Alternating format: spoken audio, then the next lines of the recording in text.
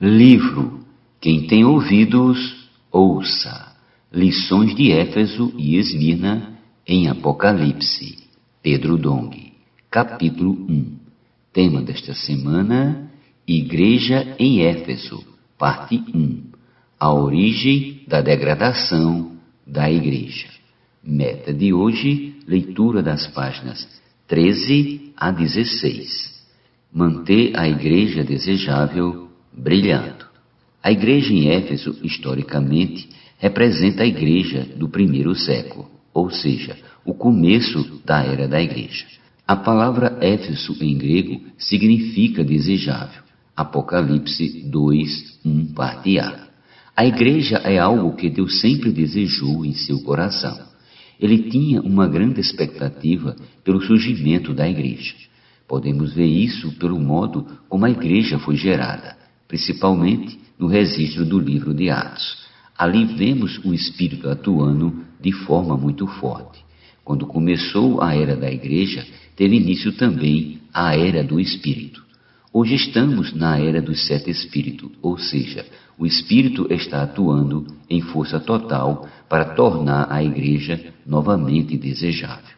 O Senhor fala a cada igreja de acordo com sua respectiva condição. Ao anjo da igreja em Éfeso escreve: estas coisas diz aquele que conserva na mão direita as 7 estrelas e que anda no meio dos 7 candeeiros de ouro. Apocalipse 2:1. As 7 estrelas são os mensageiros das 7 igrejas.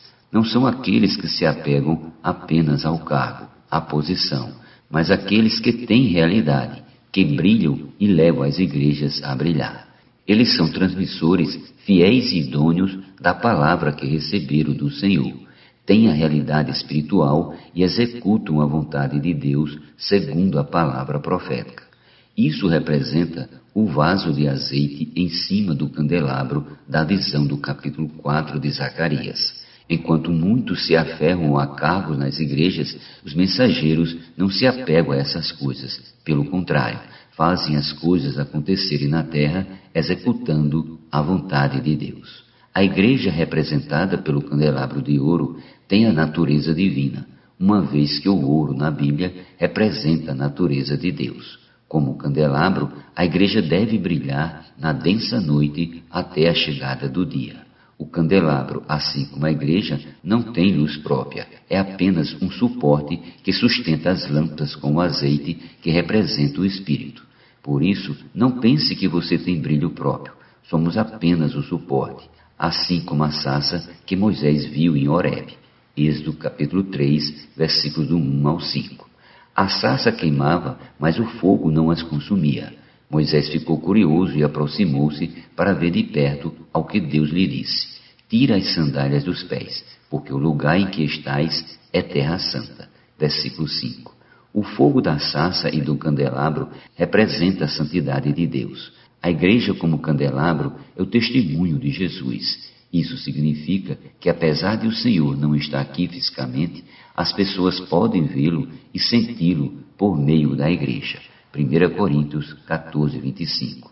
O livro de Apocalipse contém a palavra de Deus que revela Jesus Cristo e o testemunho de Jesus Cristo que se refere à igreja. O Senhor tem em sua mão direita 7 estrelas que são os mensageiros das igrejas, aqueles que sustentam o testemunho de Jesus e mantêm as lâmpadas acesas. Ele quer que sejamos esses mensageiros, anjos que ajudam a igreja a sustentar o testemunho. Brilham na escuridão da noite e levam o testemunho de Jesus a todas as pessoas. João viu o Senhor andando no meio dos candelabros. Isso mostra seu cuidado pela igreja. Por um lado, Cristo está sentado à direita de Deus, mas por outro, como sumo sacerdote, ele intercede por nós. Hebreus 7:25. Ainda temos muitas coisas do homem natural que precisam ser removidas, fraquezas, debilidades e impurezas. Mas graças a Deus, temos sumo sacerdote que ora e intercede por todos nós. A origem da degradação. Pela carta à igreja em Éfeso, podemos identificar alguns problemas. Conheça as tuas obras, tanto o teu labor como a tua perseverança, e que não pode suportar homens maus, e que puseste à prova os que a si mesmos se declaram apóstolos e não são, e os achastes mentirosos, e tens perseverança, e suportastes provas por causa do meu nome, e não te deixastes esmorecer. Apocalipse capítulo 2, versículos do 2 ao 3. Aqui vemos que a igreja em Éfeso aparentemente tem um lado bom, conhece e defende a verdade, uma vez que foi bem instruída por Paulo. Em sua segunda viagem, Paulo frequentou a sinagoga por 3 meses, pregando o reino de Deus.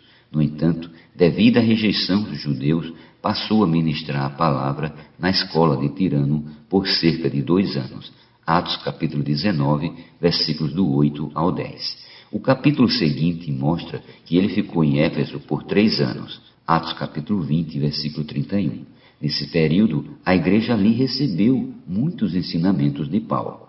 O apóstolo Paulo advertiu os presbíteros a cuidar do rebanho, pois sabia que na igreja havia pessoas com ambição de ter seguidores e que essas pessoas tentariam arrastar os irmãos com elas.